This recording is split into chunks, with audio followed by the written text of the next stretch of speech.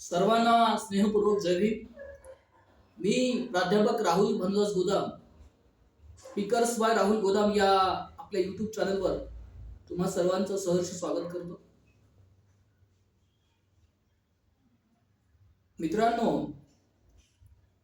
आज मला ज्या विषयावर आपल्याशी संवाद साधायचा आहे तो विषय खरंच खूप आवश्यक आहे, गरजेचा आहे. खरं तर या विषयावर आतापर्यंत अनेक व्हिडिओज तुम्ही पाहिले असतील, ऐकले असतील. उभ्या जगाला कळलंय की भारतामध्ये अंधश्रद्धा किती टोकाला पोहोचलेली आहे. अंधश्रद्धेच्या आहारी जाऊन माणसं काय काय गैरप्रकार करतात हे सगळीकडे पोहोचलंय आणि यामुळे खरंच आपला देश हा बदनाम झालेला आहे. त्यामुळे आपलं जीवन हे आपण जगत असताना नेमकी खरी भक्ती कशी केली पाहिजे. ईश्वरावर श्रद्धा असणं वाईट नाहीये. ईश्वरावर श्रद्धा प्रत्येकाची असली पाहिजे आणि ती श्रद्धा ठेवण्याचा हक्क आपल्याला आपल्या संविधानानं दिलेला आहे. ते आपण ठेवू शकतो. परंतु तुमच्या श्रद्धेमध्ये जर अंधश्रद्धा येत असेल आणि तुमची भक्ती ही विकृती होत असेल तर तिथे मात्र आक्षेप घेतला जाईलच आणि तो घेतलाच पाहिजे. दोषींना शिक्षा झाली पाहिजे. कारण आपल्या सर्व संत महापुरुषांनी अतिशय छान शब्दांमध्ये सांगितलेलं आहे. अनेक परिवर्तनवादी विचारांच्या माध्यमातून ते सांगतात की खरी भक्ती कशा पद्धतीने करायची, जीवन हे कसं जगलं पाहिजे. तेच आपण आज पाहणार आहोत. आपण बघितलं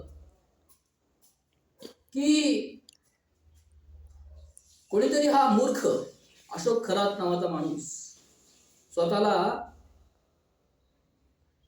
बाबा म्हणतो, समस्यांचं समाधान करणारा म्हणतो आणि त्याच्याकडे आपल्या महाराष्ट्रातील ज्या महिला जातात आणि त्या महिलांच्या सोबत कसे गैरप्रकार होतात त्याचे अनेक व्हिडिओज सध्या उपलब्ध झालेले आहेत. अतिशय बोलताना सुद्धा लाज वाटते मला की त्या महिलांसोबत तशा पद्धतीने हा माणूस वागला. हे खूप गंभीर आहे.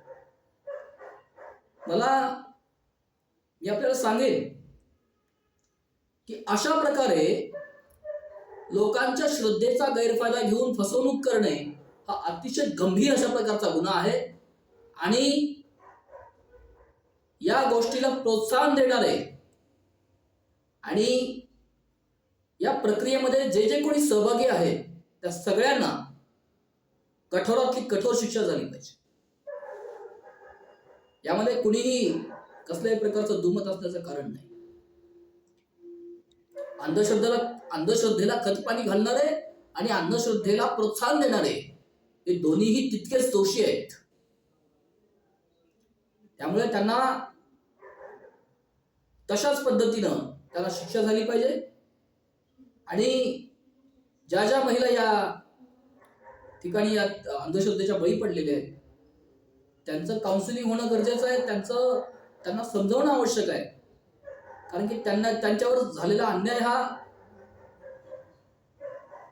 अतिशय घातक आहे. त्यांना सुद्धा त्या स्वतःहून गेल्या असतील, काय असतील ते सगळं बघून कायद्याच्या प्रक्रियेमध्ये जे जे योग्य वाटेल, म्हणजे जे जे काही योग्य आहे ते सगळं करून त्या महिलांना या समस्येमधून बाहेर काढणं आणि हा जो काही माणूस आहे याला गंभीर शिक्षा होणं, कठोर शिक्षा होणं हे खूप महत्वाचं आहे. अशा प्रकारचे विविध बाबा आपल्याला दिसतात. अशोक खरातच्या नावाने हे प्रकरण एकतर समोर आलं, परंतु अनेक असे काही बाबा असतात ज्यांना राज्यकर्त्यांचं पाठबळ असतं. हे अत्यंत चुकीचं आहे. आपण ज्या राज्यकर्त्यांना निवडून देतो त्यांच्यावर पहिली जबाबदारी आहे की त्यांनी विज्ञानवाद आणि शास्त्रीय दृष्टिकोनाला महत्व दिलं पाहिजे, विज्ञानवादाचा प्रचार प्रसार केला पाहिजे, असं आपलं संविधान आपल्याला सांगतं. परंतु संविधानाप्रमाणे कुणी वागायला तयार नाहीये सध्या, त्यामुळे अडचण आहे. मित्रांनो, आपण बघूया की आपल्या संतांनी खरी भक्ती कशी करायची हे तसं आपल्याला सांगितलेलं आहे. मी तुम्हाला सांगणार आहे. जगद्गुरु संतश्रेष्ठ तुकाराम महाराज किती छान शब्दांमध्ये त्यांनी आपल्याला सांगितलं खरी भक्ती कशी करावी. अत्यंत साध्या साध्या गोष्टीने आपण ईश्वराची उपासना करू शकतो. संतांनी सांगितलं. काय सांगतात संत तुकाराम महाराज? लक्षात घ्या, आपल्या घरामध्ये आपली वृद्ध आई असते, आपले बाबा असतात. आपल्या आई बाबांकडे आपलं लक्ष नाहीये. आपल्या आई बाबांच्या समस्या सोडवण्यासाठी आपण प्रयत्न करत नाहीये. परंतु कुठल्या तरी भोंदू बाबाच्या नादाला लागून आपलं कुठेतरी जीवन सार्थक होईल असा गैरसमज आपल्या मनामध्ये असतो. अशा लोकांसाठी संत तुकाराम महाराजांनी सांगितलेलं आहे. काय म्हणतात? माय बाप केवळ काशी, त्याने ना जावे तीर्थाशी. लक्षपूर्वक ऐका आणि विचार करा. माय बाप केवळ काशी, त्याने ना जावे तीर्थाशी.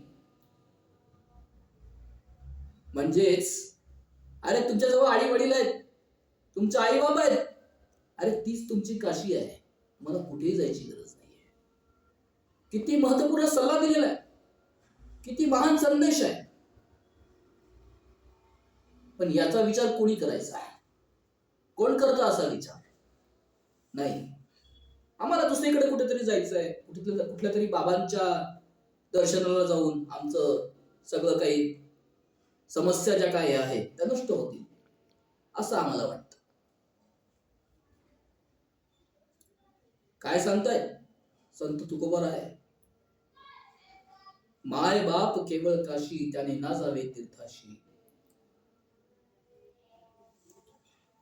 पुढे पुढे ते म्हणतात, पुंडलिका काय केले, परब्रह्म उभे केले. भक्त पुंडलिक. पुंडलिकाची कथा सगळ्यांना माहिती आहे. पुंडलिक हा आपल्या आई वडिलांची सेवा कशा पद्धतीने करत होता आणि साक्षात पांडुरंग त्याला भेटायला आला तरी सुद्धा तो त्यांच्या आई वडिलांच्या आपल्या सेवेमध्ये व्यस्त असल्यामुळे सांगण्याचा भाग हा, सांगायचा महत्वाचा मुद्दा हा आहे की ज्या माणसाची, जो माणूस आपल्या आई वडिलांची सेवा करतो, आपल्या आई वडिलांना महत्व देतो, जे जे कोणी ईश्वराला मानतात त्या सगळ्यांनी ऐकावं. जो माणूस आपल्या आई वडिलांची सेवा करतो, त्यांच्या समस्या सोडवण्यामध्ये धन्यता मानतो, त्याला तो साक्षात ईश्वर भेटायला येतो. अशा प्रकारचा मोलाचा संदेश, आपल्या जीवनाचं परिवर्तन करणारा, आपलं जीवन बदलणारा संदेश संत तुकोबाराय आपल्याला देत आहेत. मित्रांनो, आपल्या अनेक संतांनी सांगितलं, तुकोबारायाने ते सांगितलेलंच आहे. संत गाडगे बाबांनी देखील सांगितलं. संत गाडगे बाबा तर अतिशय महत्वपूर्ण संत आहे, मला खूप आवडतात. कारण या संतांनी फक्त भक्ती सांगितली नाही, तर या संतांनी आपल्याला क्रांती सांगितलेली आहे. संत गाडगे बाबा भक्तीमधून क्रांती सांगतायत. खडूचं आणि झाडूचं शिक्षण देणारा संत म्हणजे संत गाडगे बाबा, राष्ट्रसंत गाडगे बाबा. काय म्हणतात ते?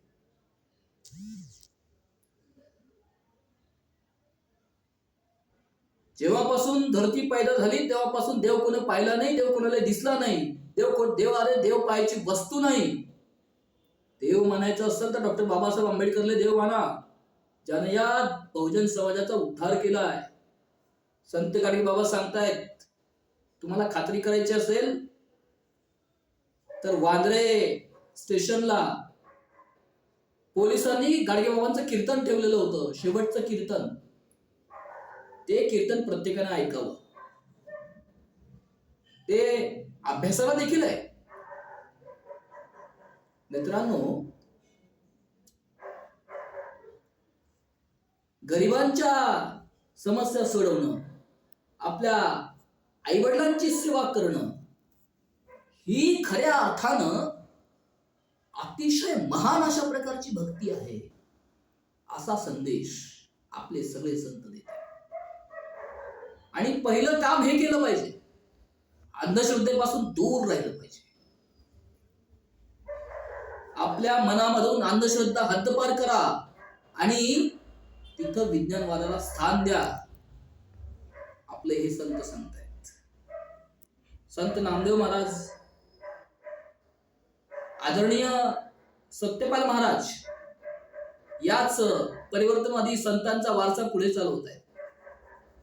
त्यांना विचारलं गेलं, पत्रकारांनी विचारलं की काय बाबा, हे काय चाललंय समाजामध्ये, श्रद्धा आणि अंधश्रद्धा यामध्ये काय अंतर आहे.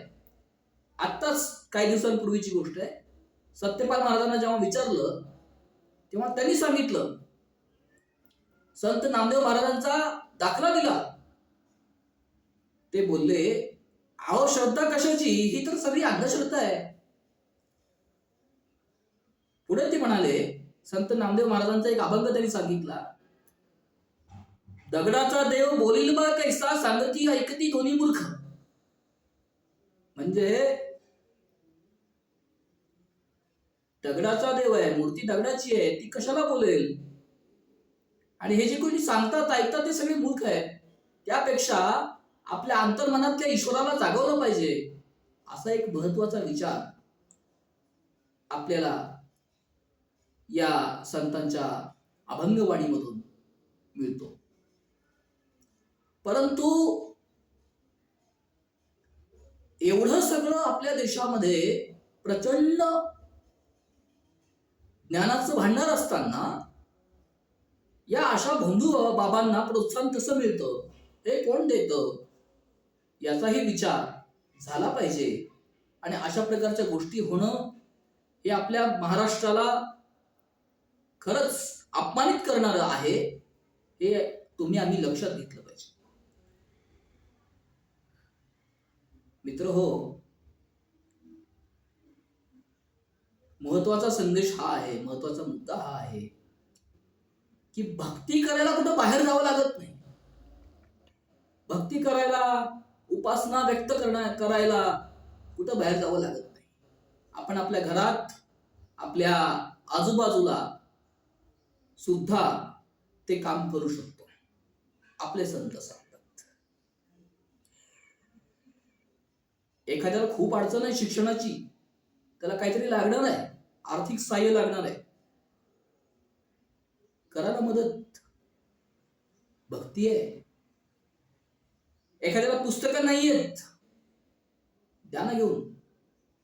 एखाद्या माणसाला आजारी आहे, त्याला औषधांची गरज आहे, काही पैशांची आवश्यकता आहे, द्या ना पैसे.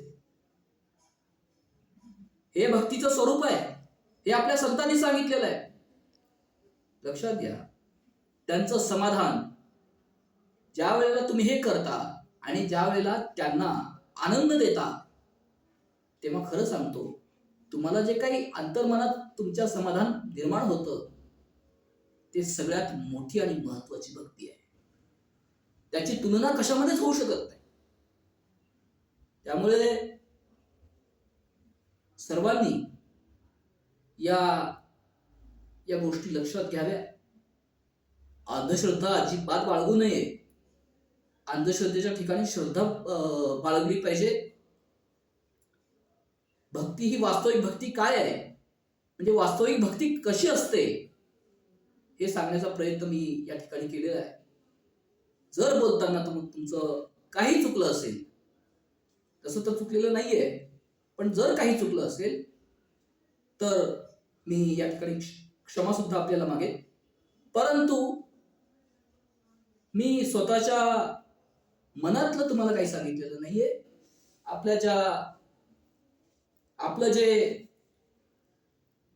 आपले जे महान संत आहेत, एवढी मोठी संतांची परंपरा आपल्याला लाभलेली आहे. अगदी म्हणजे संत ज्ञानेश्वरांपासून तथागत बुद्धांपर्यंत. तर त्या विविध संतांच्याच विचारांच्या माध्यमातून मी आपल्याला सांगण्याचा प्रयत्न केला. या सर्व संतांना, यांच्या या परिवर्तनवादी विचारांना